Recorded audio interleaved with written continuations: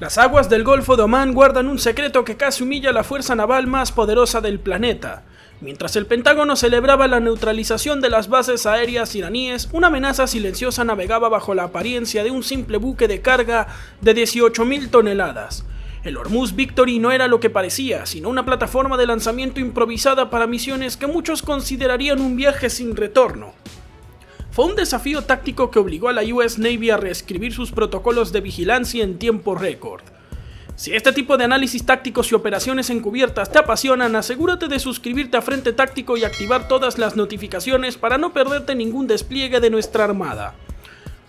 Durante semanas, los analistas de inteligencia en Washington y los comandantes de la Quinta Flota estaban convencidos de que la capacidad de proyección aérea de Irán había sido erradicada. Las 9 bases aéreas principales del régimen habían sido severamente castigadas, dejando sus pistas inutilizables y sus hangares reducidos a escombros. Bajo esta premisa, la vigilancia estadounidense se centró de manera casi obsesiva en el territorio continental, monitoreando cada carretera desértica, cada aeródromo civil y cada pista improvisada que pudiera ser habilitada para un despegue de emergencia.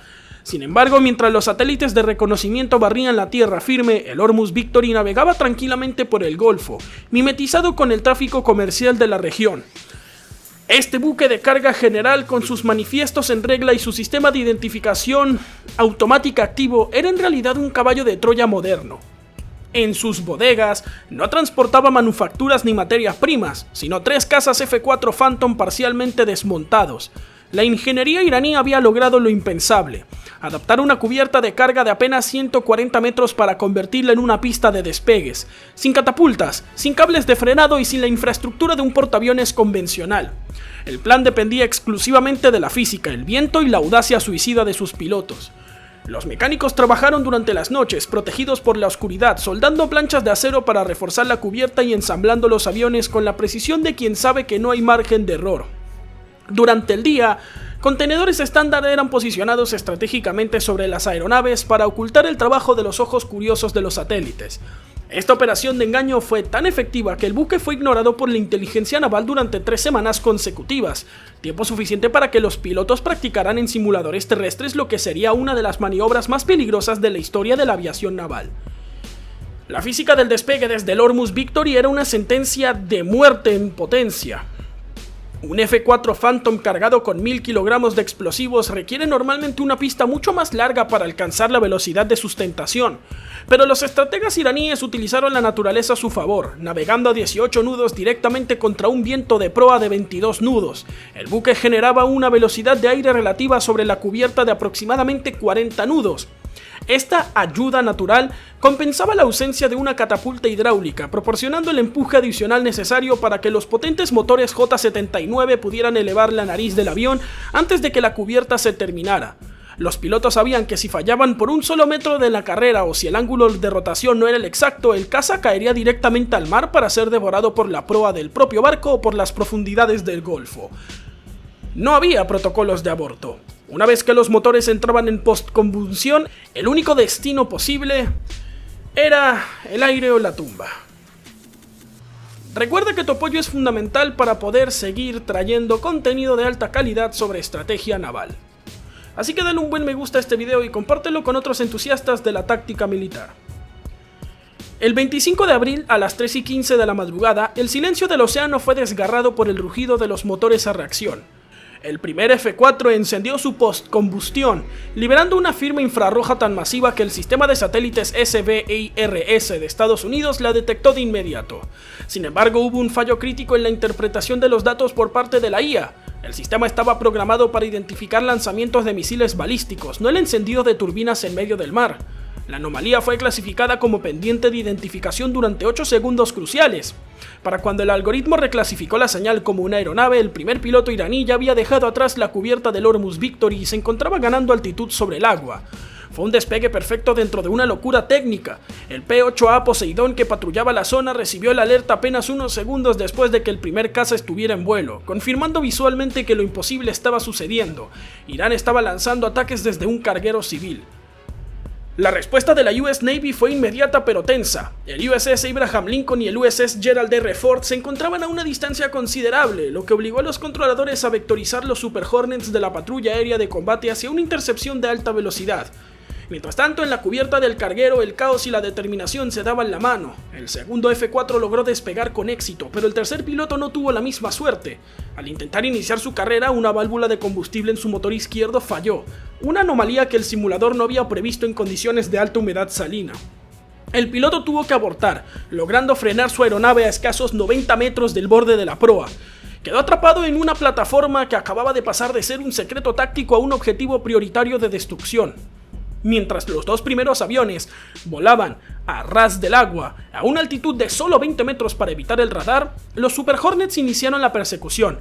La táctica iraní era clara: usar la mínima altitud para confundir los sistemas de guiado infrarrojo y radar de los misiles estadounidenses, aprovechando el clutter o ruido generado por el oleaje. Los pilotos suicidas no buscaban un combate aéreo, su único objetivo era impactar contra la estructura del portaaviones Gerald R. Ford, convirtiéndose ellos mismos en proyectiles guiados. Volaban a 710 km por hora, una velocidad que a esa altitud exige nervios de acero y una concentración absoluta, pues cualquier error de pilotaje significaría estrellarse contra el mar antes de ver al enemigo.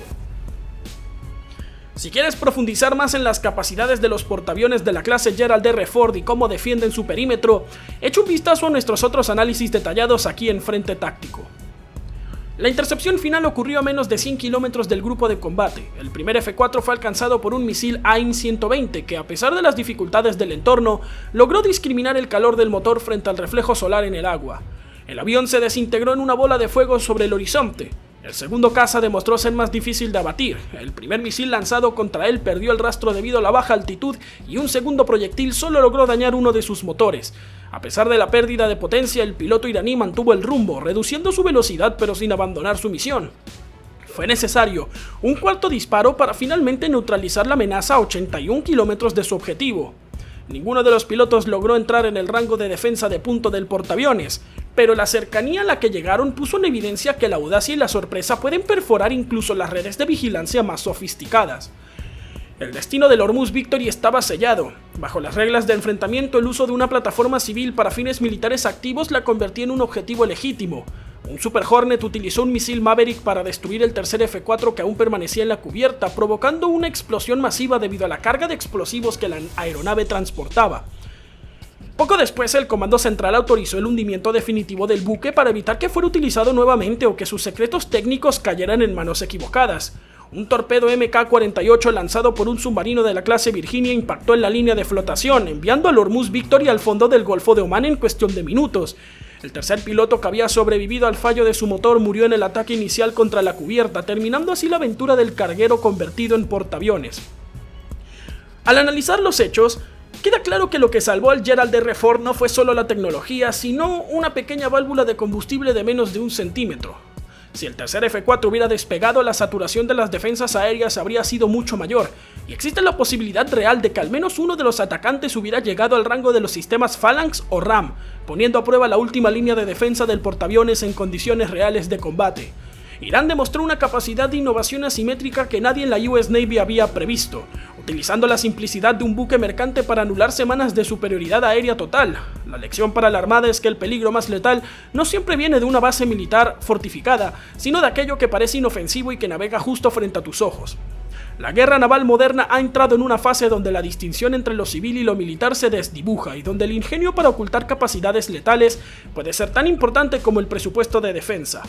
Este episodio del Hormuz Victory quedará en los manuales de táctica como un recordatorio de que la complacencia es el mayor enemigo de la seguridad nacional. La US Navy ha tenido que reajustar sus algoritmos de vigilancia y sus patrones de patrullaje para incluir a cualquier buque sospechoso sin importar cuán rutinaria parezca su trayectoria.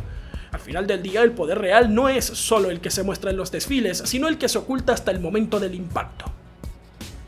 Gracias por llegar hasta el final de este análisis en Frente Táctico.